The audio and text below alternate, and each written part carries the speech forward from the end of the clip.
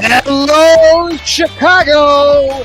Welcome on in to the latest episode of Chi-Town Weekly here on IE Sports Radio, your direct feed for all that is sports. So much to be going through, so much to be getting into tonight on the show. We have got the Bulls. They just had the NBA draft as well as free agency has kicked off. AK promised that there would be changes coming, and he's starting to deliver. We will be dissecting that with a little bit of help from some friends, too. Davidson Crooks from Fast Break will be along to help us with that. You may have noticed that the traffic downtown is a little crazier than normal. That's because NASCAR is invading for the second summer in a row with a street race down the wonderful downtown view in Chicago. We will be previewing that, discussing that. Darryl Kinsey Jr. from the Extra Mile will be by to help break that race down and get us going and caught up on everything NASCAR. And then, oh yeah, the Blackhawks, they've been busy the last week too with their draft. And then, holy cow, has Kyle Davidson been busy with free agency starting today. We will get you caught up on everything going on there in the world of the Blackhawks as well. All that plus more. Buckle on up. Let's have some fun.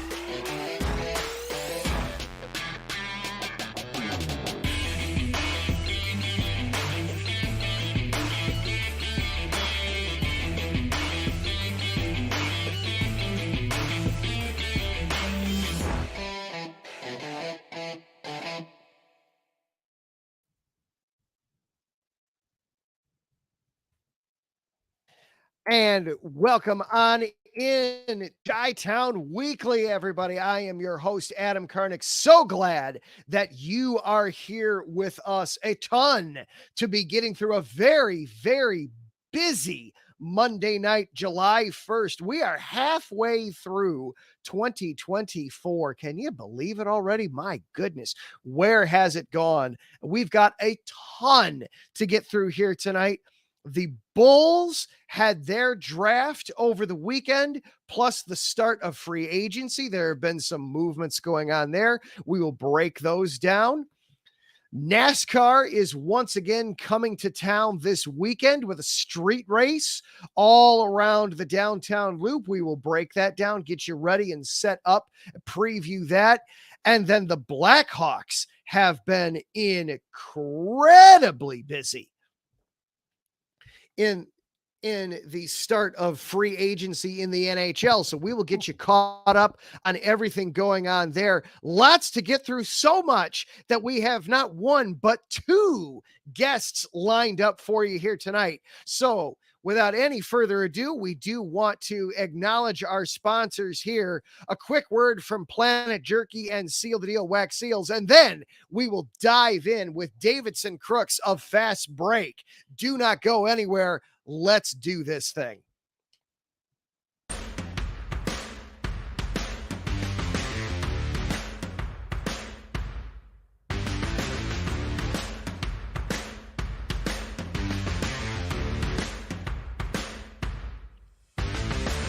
Hi, eSports Radio fans. This show is brought to you by Planet Jerky Premium Brisket Beef Jerky. Planet Jerky is the official jerky of the 2022 California League champion Lake Elsinore Storm, single-A affiliate of the San Diego Padres. This all-brisket jerky has gluten-free options, contains no MSG, no sodium nitrate, is low in sugar, and high in protein. Go to their website at planetjerky.net and follow them on Instagram at Planet Jerky. Planet Jerky, the jerky that's on a whole other planet.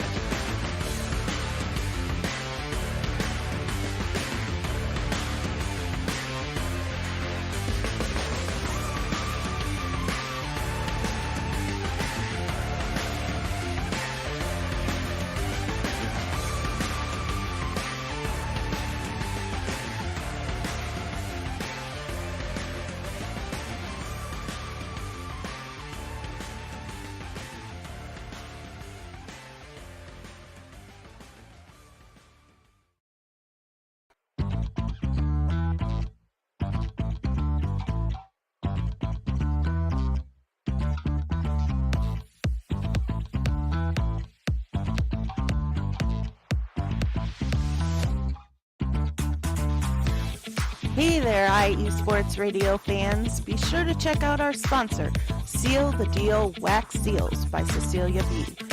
You just finished your very own wedding or baby shower invitations and you're looking for that extra special touch? Maybe you just wrote a letter to a relative or a friend and you want to add to their smile when they receive it. Then seal the deal with Cecilia's handmade sealing wax stamps for your invitations, letters, and gifts. You bring the deal, we'll bring the seal. You can find them on Instagram at sealthedeal_wax stamps and on Facebook, Seal the Deal Wax Seals.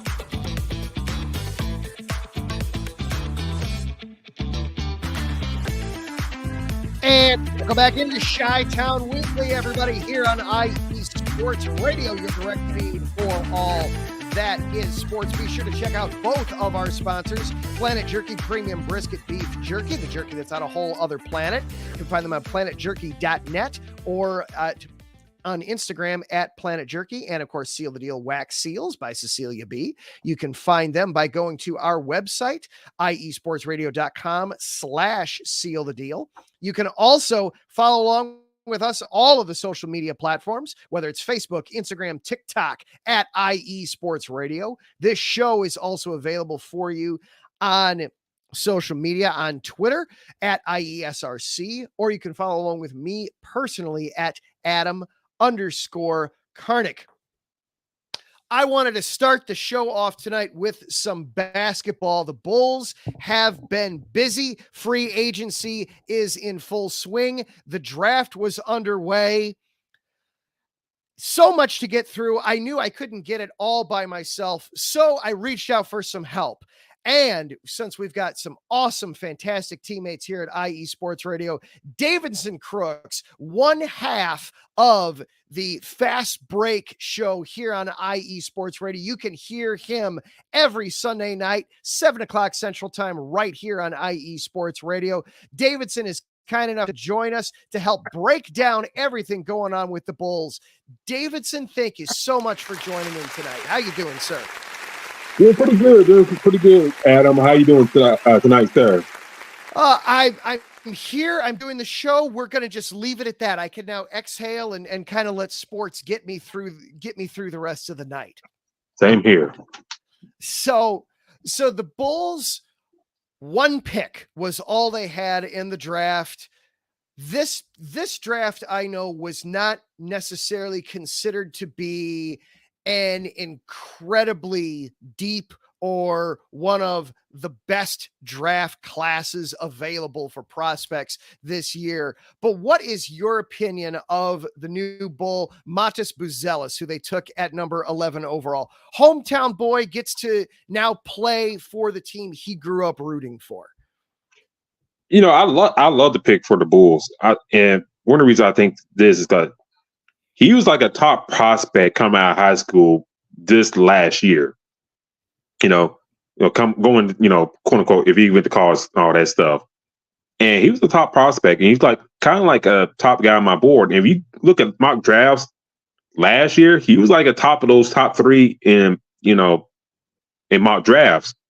But as we all know in sports, once the season happens, things change and whatnot, and it depends on the pecking order of the draft. And for him, I think he just took a little spot a little bit because just for reasons. But I like the pick for him to go into the Bulls, hometown kid, and I think not a rush to put him out there right now. Seems like the direction the Bulls are going right now is like a young squad. You try with the veterans, and it seems like each year the production, the win total has gone down each year with those guys. So like, why not, kind of do like a soft reset, get some younger guys in here, and I think, if I had to comp him like a comparable NBA player, and I really don't like doing comps too much. In a sense, if you look at his game, how athletic he is and all that stuff, in a way, he's kind of reminds you of Zach Lavine. In a sense, because the way he plays, all that stuff. Yeah. In a sense, yeah, kind of like Zach Lavine in a sense. So, if they kind of seeing that, and they probably, if I look at the film and the way Zach Lavine plays, if they're looking at that, and if they seeing what I'm seeing, that's why they like have an itch to get rid of Zach Lavine. So, okay, well, we got like a younger type of Zach Lavine, and why are we playing this older model? Still paying this older model who's broken down, and why not? Yeah, interesting. So there's an interesting. I have not heard that comp. I know that at one point Buzelis was, I mean, as high as number one as the number one overall guy in this particular class. So to be able to get him at 11, obviously, even in a weaker class, there's still tremendous value in getting a young winger there at that spot. Now, you mentioned he didn't come from college. He came from the G League Ignite, which that team, as I understand it, has now been folded. That they've kind of looked at it and said, okay, this was a cute experiment, but it's not really worth our time to keep it going. I know generally the G League is incredibly different from the NBA. And if you're playing in the G League, it's usually not a great sign. But this is totally different because this was the team that was purely for prospects. Is there any history of guys coming off of this Ignite team and having solid NBA career? I don't want to put too much on the kid here. He's only 18 years old. Is there a track record of having a solid NBA career coming off of this team? We're still kind of the baby steps of, seeing what these young kids who went this route will be. I don't got the, list of G League, the G League Ignite players in front of me right now to kind of go off, but Scoot Henderson, third overall pick last year, I'll use him for example. Not the best start, to the season, and kind of found his footing kind of later on this year when we got more playing time. But it's kind of like a wait and see with all these young kids that went this route.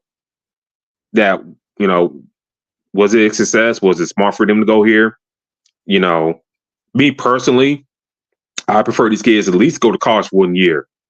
And the reason I say that, you got a home you can go back to. With this in the G League, you're one and done possibly, or maybe a second year. But if you go to a school like, I live in Alabama, Nate Oates, who's kind of like really transferring that Alabama program to like a hotbed of guys coming to the league ready to go and all that stuff. Alabama, Kansas, Carolina, Duke, Cal at Kentucky, but now Arkansas, Musselman, USC, for example. I rarely see some of these guys go there and kind of like get redefined and stuff like that, because sometimes, in those type of settings, it kind of feels like these guys still feel like in like a glorified AAU team, but they're getting paid. And, there's like good and bad at AAU. And, I don't think some of these guys that come to G League Ignite may not get developed properly like they should. So for Matas, like I said, you're not rushing and have him say the day in day one. I don't think that's the goal. But I think you got to see stuff. You got to develop him the right way to get the maximum worth, or you're going to be like a deep cycle like some of these teams in the league we've seen reach on these type of guys, and they be in the mud for a good while. Yeah, well, the Bulls, they've got to do something to change things around. And Arturas Karnisovas had mentioned at the end of the season that we were going to see change. And at the time I brought up, I said, and it was great. That's wonderful that you're saying this. Now show me, your words don't mean anything in this case. Show me. We're starting to see now an obvious youth movement with Buzelis, who's an 18-year-old, taking him at 11. We're seeing DeMar DeRozan is reportedly not going to re-sign with the team. And we're seeing Patrick Williams sign an extension, a $90 million 5-year deal. To me, now help me out here, Davidson, because I know I tried really hard that, players, they get what they deserve as far as the money is concerned. And I know that the NBA money is a really silly thing because they've got really good TV deals, and the way their CBA is structured, the players get most of the money. So you see guys sign for massive deals. Is Pat Williams at 23 years old? Is he a $90 million man? Really? No. And, and I always have said this, even on our show, and even, in my old, podcast I do on the side. I can't fault the players getting the money that these GMs throw at them. We seeing over the years, and, in the NBA, let's keep it NBA. We've seen it over the years in the NBA. Like some of these guys have a decent playoff run, but they get a big contract elsewhere and do none off with it to prove that contract. For Patrick, it's just like, me and D, we talk about this, off the show sometimes. It's like sometimes I feel like the Bulls they're almost there to kind of do the full reset and get out jail free card. Clear the cap space. You're almost there to the destination. Then you resign Vooch for 3 years. And you re-up Zach Lavine. Then you get 3-year deals to Kobe White, Ayo, and Javon Carter. So I was like, when I saw the Patrick Williams deal, I was like, I can't fault him not taking the money. Oh yeah. Why not do that? But I think the Bulls is like, I haven't seen enough to justify it yet. I'm looking from the outside in. I haven't seen enough. Kate Cunningham in Detroit, he got a big time contract extension. But with him, he's a great fine player. But, he's missed a lot of time to kind of not justify that contract. And you're paying these guys on future potential, what they can do, not what they did. And I think that's one of the big problems with the NBA over the past years. You're paying these guys for future potential, in which some of these guys really don't meet that. Like some of these, GM stuff getting their heads if you do this, if you progress like this, maybe it'll work out. But as we've seen, it's like, and if 5% chance, they do that. Some of these guys do that. Yeah, and sometimes it feels like it's almost like they're playing Monopoly. Somebody just hit a huge property and now they've got all this cash and they literally don't know what to do with it. So they just start, throwing it around to everybody. Hey, you got a big raise, you get a big raise, you get a big raise.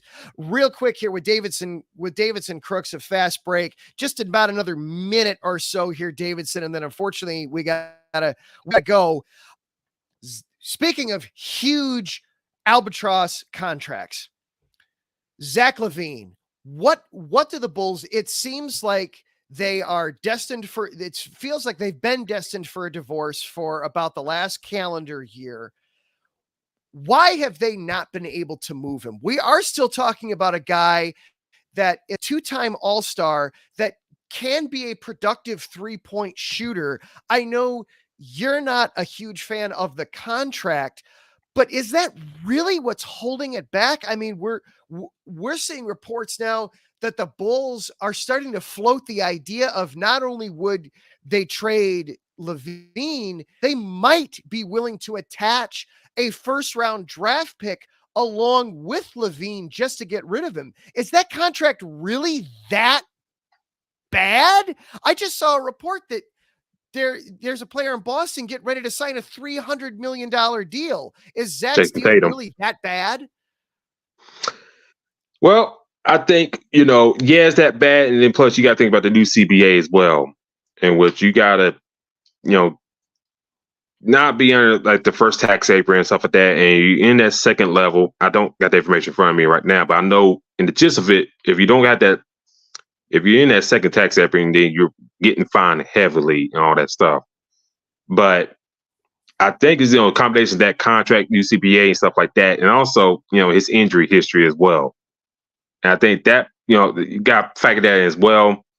Sometimes his production is like, he's a high volume scorer, but sometimes it don't really show well in the game tape.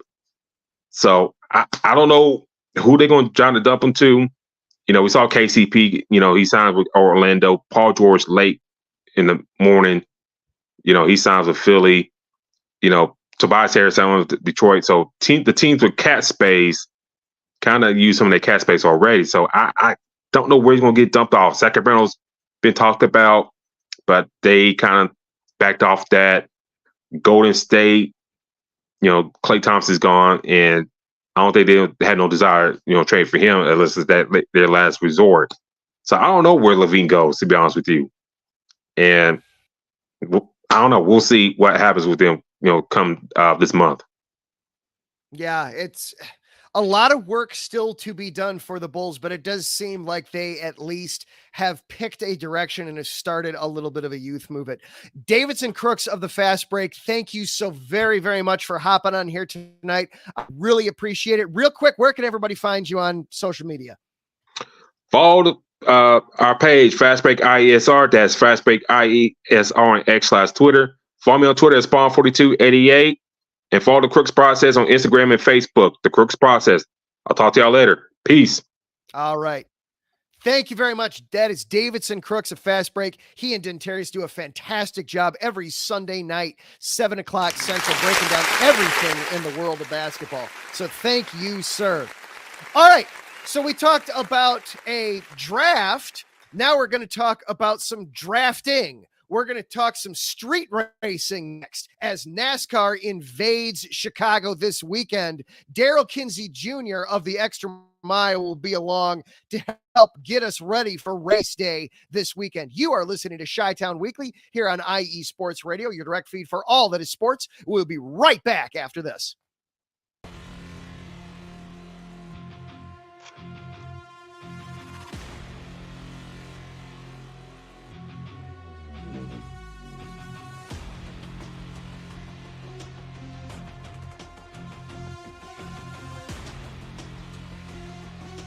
What's up, Pittsburgh?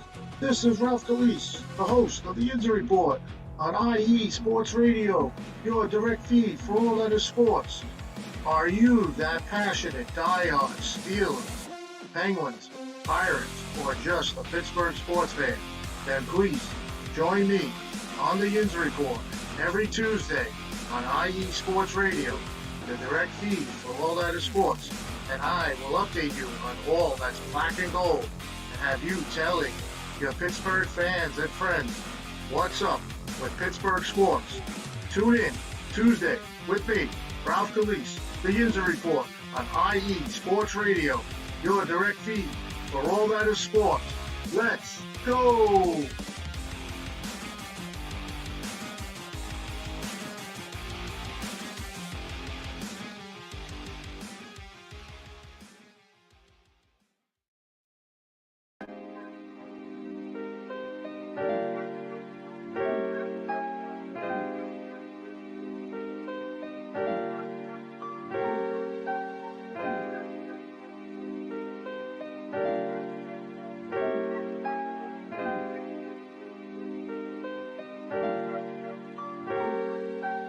Hello, ladies and gentlemen. My name is Davidson. It's your boy Dentarius Live. And we are the hosts of Fast Break here on IE Sports Radio, where we discuss everything in the world of basketball from prep to the pros. You guys should definitely check us out, man. Sunday, 8 p.m. Eastern, 5 p.m. Pacific. We got all the basketball information you guys need, so we look forward to you guys listening in. And please do, because we are the best basketball show on this side of the Mississippi. And please do check us out on Twitter at FastBreakISR. D-Lock, where's our time again? 8 p.m. Eastern, 5 p.m. Pacific. That give you guys plenty of time on a Sunday. Tune in. And welcome back into Chi-Town Weekly, part of IE Sports Radio, direct feed for all that is sports. Thank you again to Davidson Crooks as he's real quick put it in the chat room, his prediction is that DeMar DeRozan will wind up back home in Los Angeles. That does seem to make sense. The Clippers seem to be the team he's associated with the most right now in those talks. If you are watching or listening live here tonight, hop on into the chat room. We can interact, have some fun back and forth that way. Taryn Rodriguez is here. We've got Drewski is in the chat room. Ralph Calise, Davidson, Crooks, everybody's in the chat room. If you're watching on YouTube or Twitter or Instagram, we're right here. Have some fun banter. Or if you're listening later on in the week as a podcast, Spreaker, Apple, Spotify, Gio7, wherever it is, thank you for being here. Thank you for making this part of your weekly sports routine. I really appreciate it. We're going to shift gears a little bit here. You've noticed, I'm sure, that driving downtown has been even more impossible than normal lately. That's because we're getting ready for the second summer in a row to have NASCAR street racing through downtown Chicago. The NASCAR street race will be this weekend, and to help set us up and preview the race, Darryl Kinsey Jr. is along with us. He is co-host of The Extra Mile. You hear him on Thursday nights here on IE Sports Radio. Darryl, welcome on in. Thank you, sir, for being here. I really appreciate it. Of course, I'm so glad to be here, and we did not bring the 100-year storm this time to your city, so I appreciate that. You know, last year it was awfully slick. It was awfully wet during that race, which when it comes to racing, I am a very immature viewer of racing. The slick courses lead to more crashes, which excites me, but I know that I'm not supposed to like that. So it's very much a conflict when I'm watching that. Yeah, last year was, you guys, I think, got like a year's worth of rain in like one weekend. That is not usually the type of rain that most motorsports would be able to go through, much less NASCAR, that has not really raced in the rain because they haven't done many road or street courses until now. This week, the weather is going to be a bit more sane. There's a chance of rain all day on Sunday, but it's a low chance. So you're going to see more of a traditional NASCAR Cup Series road course race where there's going to be a lot of beating and banging and a lot of jockeying for position during this race that we didn't really get to see last year because everybody was just trying to hold on to the car and trying to stay dry for most of that event. Yeah, now with this race, I mean, this is a 12-turn course, which I remember from watching parts of it last year, and especially watching through the highlights and things like that. There's some really tight corners as they're going through on this. Have they made any kind of adjustments or changes to the course at all from last year, or is this basically a carbon copy? So they're running the same course that they did last year. It's kind of hard to tell. Again, last year was such an anomaly with all the weather that it's really hard to tell what part of the course was good or bad because of it was affected by rain. So they're going to run the same course they did last year. And this is really a hallmark of street courses where you may hear the term concrete canyon as they're described because these tracks are so tight, you cannot get out of trouble here. If you make a mistake, you're going into the wall, which means we may see a bit more pace car, more yellow flags here because NASCAR doesn't do what they call corner yellows in street course racing, which if this was a sports car race like IMSA or something of that nature, or Formula One, it would just be a yellow for that corner. In NASCAR, if there's a major issue, there's going to be a caution on the entire circuit. We saw that a lot last year with Noah Gragson getting into the tire barriers last year, but with it being dry, I think we won't see as many cautions, but if we do see mistakes, folks going to the tires, folks going into the concrete, it's going to really shake this field up, and it should make for an entertaining evening or afternoon of racing. Yeah. And it's one of those too. Once one guy, some of those corners, once you have one guy go into one of those tire piles, you've got to shut the whole thing down because there's just no way to maneuver around it. Everything is so tight and so close knit on that. Obviously, the weather played a huge role in this race a year ago, but at the same time, on the face of it, NASCAR seemed to be very happy with the results. Obviously, you can't, there's only so much you could do with the weather. What did the drivers themselves feel about this race a year ago? Was this a, hey, I can't wait to get to do this again? Or is this now being viewed as a, God, can this just be over? How do we survive this race? You know, is this looked at more of like a Martinsville, or is this looked at more of like not to this level, but a Daytona? Sorry, it's the first race I could think of. It's a unique challenge. It's really not, or I can't really put it in to any other races on the schedule because we haven't done this before last year.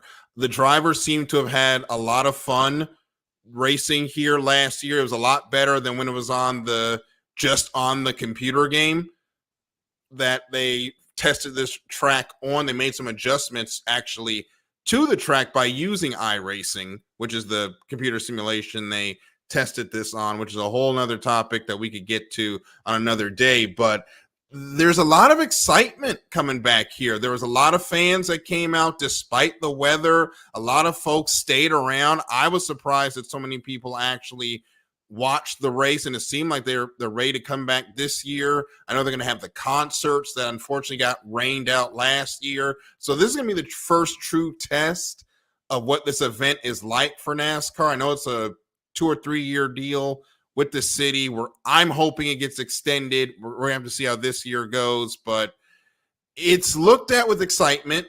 We'll see at the end of it how many people are happy and how many people are wishing that we never come back and do this again. I know my favorite driver, Bubba Wallace, street and road courses are not his thing, but he's going to have to survive this weekend. And I see Crooks asked a question about pit stops. Yeah, I wanted to get into that real quick. First, I loved the audience last year. There were spots where I don't know how much of this was by design and how much of this came out of just your racing in the streets. So naturally you can't cover everything. There were spots where you could actually view the race without, not huge chunks of the race, but without having a ticket. You could walk up and, oh, hey, you could see everybody whip by. And so you had some natural just curiosity come up with it. And I hope they continue it just from the visual standpoint. You hit some of those straightaways where it was just, oh my gosh, it looked so gorgeous from a television standpoint. But let's get into Davidson's question there. What are some of the strategies that you have with a course like this? Is this a course where basically if you're not starting close to the top, you have zero chance? Or is this one where we could see some guys come up from the back of the pack and overtake the lead for a little bit? Take us through some of the strategy in a race like this. You're going to need some pit strategy to get ahead. If you're outside, I would say, of those first 5 to 8 rows, there's going to be a lot of folks on cautions. They're going to be deciding to stay out. There's some people that are going to try and take 2 tires. There's going to be some folks that will, obviously 4 tires is a normal stop, but you're going to see a lot of 2 stops,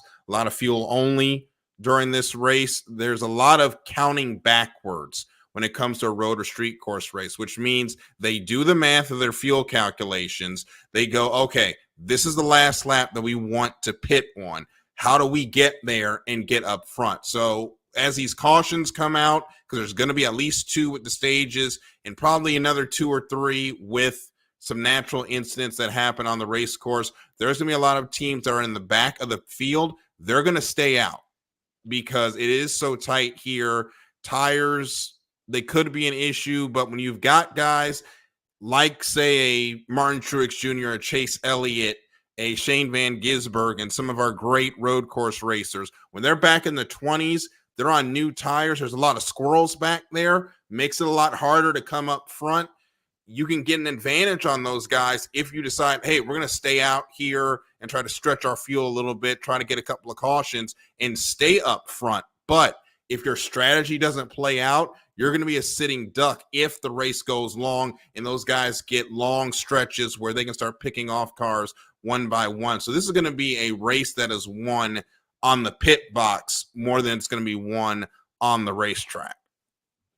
And you bring up, because this is really because the weather was such a huge factor in the race a year ago, is there anything from last year that the racers or the pit crews can learn from that will be applicable this year? Or is really everybody kind of coming into this blind and your idea is as good as the next guy's and we'll simply let the course show us who had the best strategy?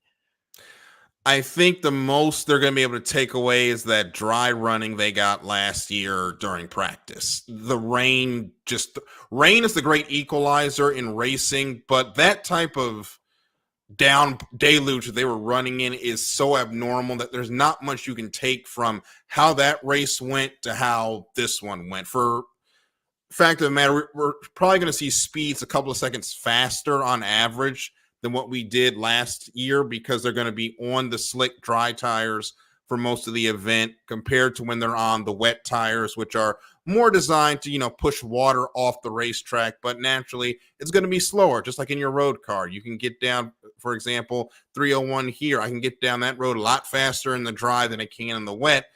Same principle works here. So they're going to get an hour for practice on Saturday, Xfinity and Cup before they qualify. That is going to be their best teacher for how the race on Sunday is going to be for the Cup guys and for later on Saturday afternoon for the Xfinity Series cars to try to figure out how this track is going to handle and take rubber during the day. Darryl Kinsey Jr. of the Extra Mile with us here on Chi-Town Weekly, just breaking up the Chicago street race here for a couple more minutes. So who are there any racers that you view? Who do you like going into this race? Who would you see as kind of the favorites, or somebody who might be worth, as Marcus puts in the chat room, who might be worth putting a couple bucks on to have a good day at the track? Shane Van Gisbergen, who won this race last year, is going to be somebody that is probably going to have some good underdog odds here. I'd think about putting some money on him. He is a former V8 Supercars racer in Australia, where they run exclusively road and street courses. And last year, in the rain on a street course, he took the NASCAR Cup Series regulars. He took them to the woodshed last year. He was the dominant car all day long because those guys that never raced in the rain, let alone a street course. And Shane's like, oh, I did this at Surfer's Paradise a few years ago. And he just flew straight up there and dominated that race. He is going to be somebody to watch. AJ Allmendinger, he has some experience in open wheel running in street course races. He's another one of those drivers that is only doing this part-time in the Cup Series as they call road course ringer. He's somebody to watch to be strong on Sunday. However, I'm not saying the Cup Series regulars are going to be chopped liver during this event. Chase Elliott, Martin Truex Jr., two of the better road course racers, they're going to have something to say before the end of this race. Brad Keselowski is also somebody I would look at with RFK Racing, as Ford has really come alive the last few weeks with Penske finally getting locked in, Penske finally figuring out their combination, getting locked into the playoffs. Brad Keselowski won earlier this year, breaking a long winless streak at Gateway. This is going to be a race where some guys that you are not used to seeing in the Cup Series regularly, they're going to have a chance to win, but then we have no idea what could happen if we get a green white checker situation like we did on Sunday, which we'll talk a little bit more in a couple of days on the Extra Mile, where you get 30 extra laps of overtime and you can just throw the book out at that point. But you've got 5 good drivers that I think have an opportunity to win this thing. And then the rest of the field, they're going to be playing some strategy. They're going to be playing some luck. we are getting to crunch time to make the playoffs, somebody's going to take a Hail Mary to try to get into the playoffs at this race. It's going to shape up to 75 laps of a lot of fun at Grant Park. And that's what you can always hope for any race, is just to have that big push at the end. Darryl, thank you so much for breaking this down for us. Where can everybody find you on social media? And please take a minute and plug the Extra Mile. Well, you can find me, of course, at Extra Mile IESR. You can also find me at DK Jr. 12 on Twitter or X or whatever they want to call it these days. This week, obviously, we're going to get more into the NASCAR Cup Series race in Chicago. We've got hybrids making their appearance in Mid-Ohio this weekend for IndyCar. And man, that Austrian Grand Prix, nothing really happened in that race. I'm pretty sure there wasn't like a major incident with like 4 laps to go that shook everything up. You're going to have to listen on Thursday to get some of that. But hey, before I get out of here, Adam, first, thank you so much for allowing me to be here. As you guys do see, I do have my John Force racing shirt on this weekend. A lot of us John Force fans we have some heavy hearts this weekend, as John Force at the Virginia Motorsports Park got a traumatic brain injury. I'm going to just be honest. It's probably a career ender. He's 75 years old. Brain injuries don't really heal. Honestly, I don't want to see him in the car again. I just want him to have a good quality of life. I want to see him back smiling with everybody. And I'm trying not to get emotional right now because I've met the guy several times. He is the heart and soul of Funny Car in the NHRA. And we just want him to be all right from this. Absolutely. That's all you want at that point. Health before all else. Well, Darryl, thank you again so very much. This segment would have gone a lot differently if you weren't here. It would have been shorter. So thank you so very much. I really appreciate it. Again, you can catch him on Thursday nights on the Extra Mile, breaking down everything in the world of racing. We are going to take one more quick break, and then when we get back, oh my, the Blackhawks have been busy. The draft was over the weekend down in Las Vegas. The Sphere was absolutely rocking. And then free agency started today, and Kyle Davidson did not beat around the bush. We have got a ton of things to break down on the West Side. Are tuned in to Chi-Town Weekly here on IE Sports Radio, your direct feed for all that is sports. We will be right back after this. Do not go anywhere. Hello, everyone. My name is Darryl Kinsey Jr., and I'm welcoming you to take another lap with the fastest show on IE Sports Radio. Yes, this is the Extra Mile with me and my co-hosts Christopher Lehman and Michael Ward. We talk everything racing from NASCAR to IndyCar to Formula One to limited hydroplanes, endurance racing, the NHRA, and more. So come join us for an hour of great racing talk and a lot of fun as well on the Extra Mile, Thursdays at 8 p.m. only on IE Sports Radio, your direct feed for all that is sports.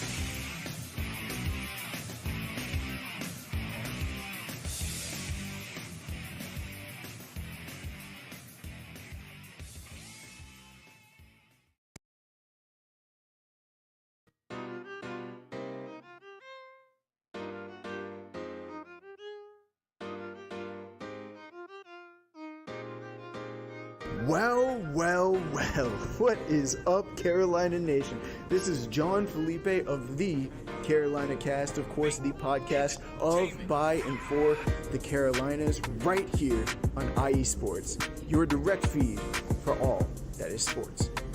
And I'm reminding you to tune in Fridays at 7 p.m. Eastern for the latest in Carolina sports, whether it's the Panthers that keep on pounding, the fly natures of the Hornets, the storming Hurricanes, the battle of the Blues with Duke and UNC, the fight of the Clemson Tigers, or the amazing atmosphere of any Carolina college. I'm talking App State, I'm talking ECU. I've got you covered. Once again, tune in for the Carolina Cast with me, John Felipe, Fridays at 7 p.m. Eastern Standard Time, right here on IE Sports Radio, your direct feed for all that is sports.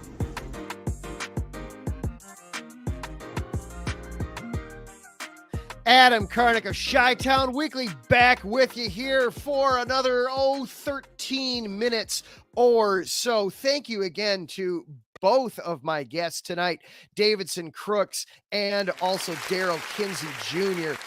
Huge shout out to both of those gentlemen. Great teammates, did a great job breaking things down. Now we're going to talk some hockey. And to help us do that, I'm bringing on, oh, wait, I guess it's me. I'm also the co-host of the Neutral Zone here on IE Sports Radio. So when we're talking hockey, you get me, and we get to have a little bit of fun and stretch our legs a little bit here with us. Wow. Holy cow. What a busy couple of days here for the Blackhawks. First of all, we had the draft down in Las Vegas, and what a happy accident for the NHL that they had to use the Sphere and not their original idea of T-Mobile Arena, where the Vegas Golden Knights play their home games. So thank you, UFC, for using that arena, because the Sphere was amazing. Zach and I are going to talk about that tomorrow night on the show. Just the optics and the visual of the theater where it was done. That was so cool. But the Blackhawks themselves were busy. They started off in the draft. They were projected to have 6 picks between the first 3 rounds. They wound up still with 6 picks, but instead of 2 in each of the first 2 rounds, the second round and the third round, they wound up with 3 in the first round and 3 in the third round.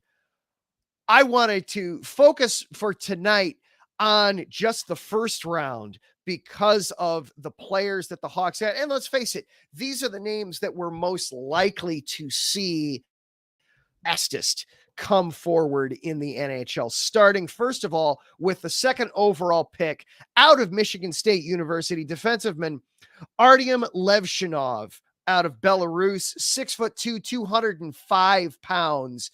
Freshman at Michigan State. Obviously, the Hawks have a good history out of taking guys out of Michigan State. Duncan Keith, part of the championship core from a decade ago. He is also a Michigan State alum. I like the pick. I can't give it an A+ because Demidov was on the board there, and that's generally the thought I've seen from a lot of other smarter than me hockey people, is that this is a good pick, but surprised that it's not Demidov. Ivan Demidov.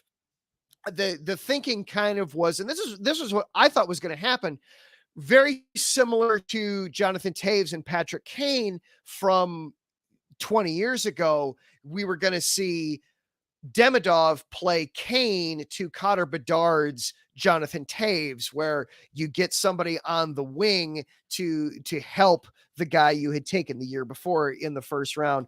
But I understand the pick, and I don't dislike the pick. This was a draft, a first round in particular, that the defensive men were thought very highly of as we were going through the first round. The general consensus was there are a lot of quality defensive men that are going to be available in the first round, and the Blackhawks saw fit to make sure that they got the best one. And Levshinov, in my opinion, is the best one. Like all hockey prospects, like all these guys, he's young. He's 18. He was 17 last year as a freshman at Michigan State.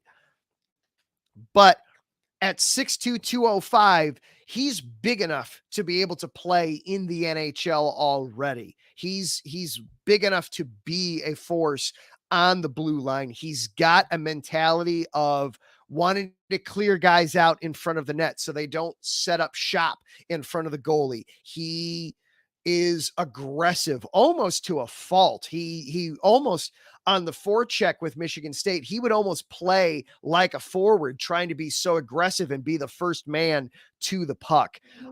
I like the pick. It's to me a solid A minus. I'm even willing to give it an A. You just take a couple of points off because Demidov was the overall better prospect, but you're still taking a guy that was considered to be a top 5 prospect with a top 5 pick. So I have no complaints about that. Then at 18 overall, which was what we thought was going to be the last first round pick that the Hawks made, Sacha Bosever comes over from Muskegon of the United States Hockey League, 6'2", 183 pounds. A good forward, a good offensive minded forward, somebody that you can put on, that should be one of your top 6 guys once he's ready to come up to the league.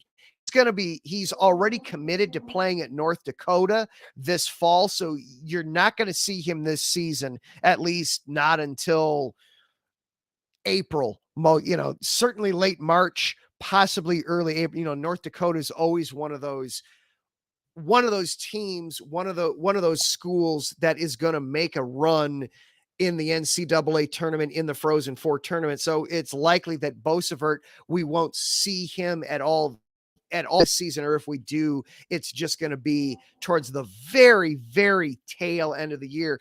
But that's okay. He can use that time. This is going to be good and appropriate for him to have a season at North Dakota. Is going to be good for Bosever and for the Hawks. He can work on refining some of his game. He's an 18-year-old kid. He is raw coming out of the USHL. There were a lot of USHL kids that got taken in the first round this year. A lot coming out of that, a lot more than we're used to seeing coming out of that league. And that includes the guy that, not the next guy that the Hawks took, the next, but some other guys that the Hawks took in this draft, some other first rounders that we saw. And then the Hawks moved up. They sent both of their second round picks to move up to 27 to move up and take left winger Merrick Vanacker out of the Ontario Hockey League. This was a bit of a head scratcher to me. Vanacker, we're not going to see him this season. I would be shocked if he plays for the Blackhawks at all this season. I believe he's committed to go to college. I think at Denver. That I have to double check. I'm not 100% sure, so don't quote me on that. But Vanacker is the Hawks. The 2 picks that they had in the second round, they had 34, which would have been the second pick in the second round, and they had 58. Vanacker, I think, would have been there at 34. I don't think they needed to make this move to come up and get him. So I was a little disappointed in the move there, but they had picks to play with. They still wound up with 6 picks in the first 3 rounds, which that tends to be where you find your bread and butter in the NHL, is in the first 2 or 3 round, third round at the latest. So they wound up still with the same total. They're just, bookends as opposed to anything in the middle. They wound up with the bread, no filling there, if you will, in the draft pick sandwich. Vanacker, he's a good prospect, very raw. Again, I'd be very surprised if we see him at all this season. I think you're talking at least next fall, the start of 2025. I wouldn't be surprised if it's 2026 before Vanacker wind up putting a Hawk sweater at all this, if at all. But that was somebody that Kyle Davidson obviously had his eyes on, somebody that he wanted. And then with free agency starting today,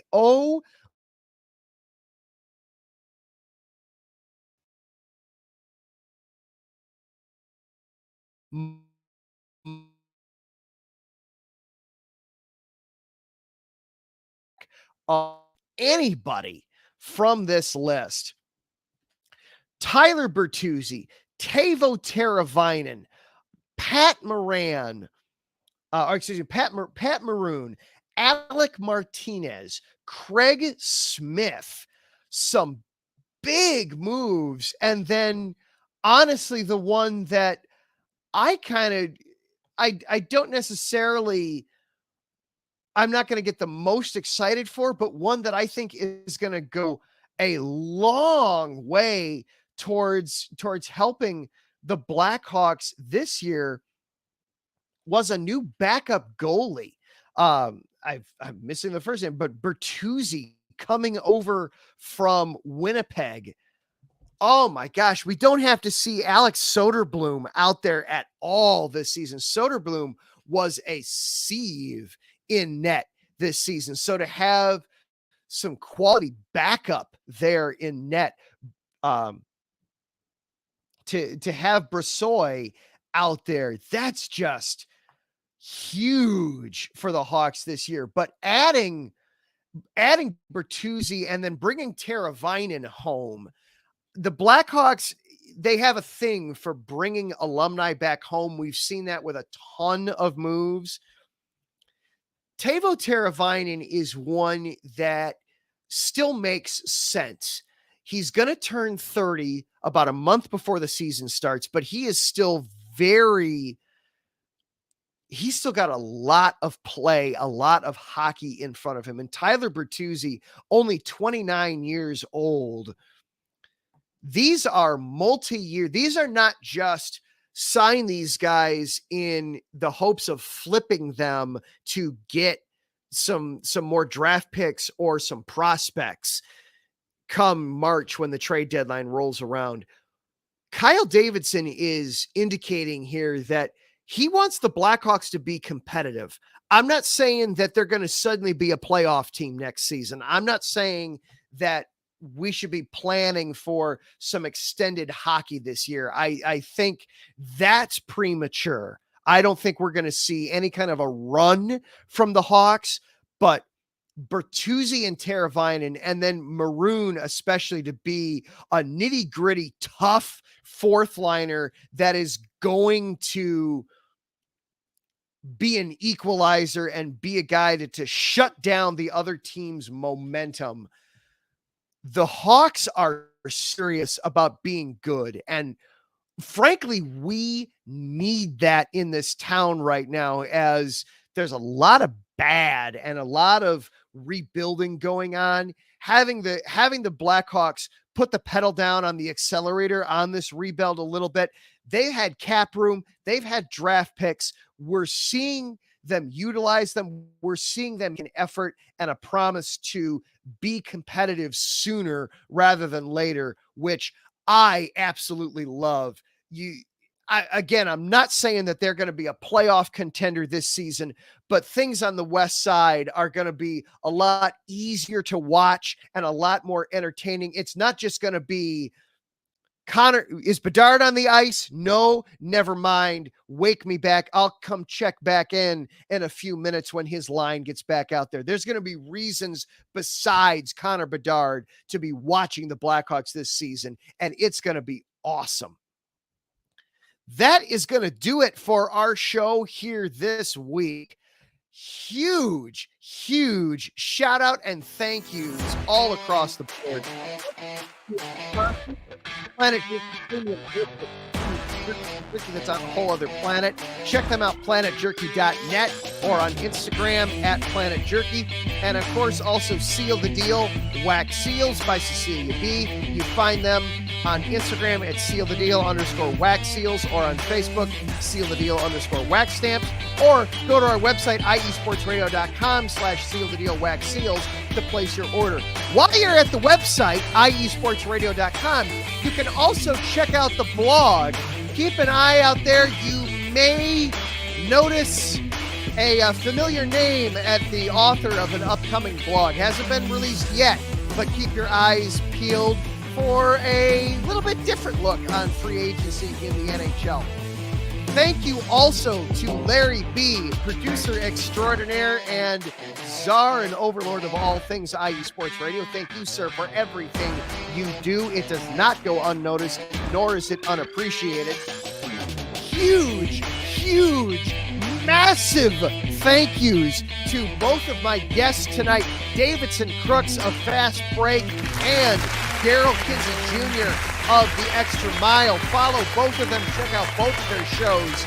Fast Break Sunday nights at 7 o'clock Central, and The Extra Mile Thursday nights at 6 o'clock Central Time, as they get you caught up on everything in the world of basketball and motorsports, respectively.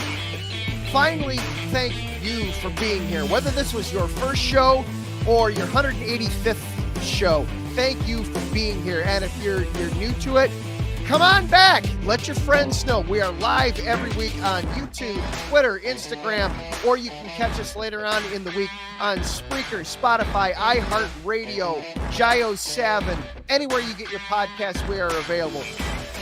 For IE Sports Radio, I am Adam Karnick. Have a safe, healthy, and fun 4th of July. Remember, you start off with 10. Please come back with 10. We will see you next week.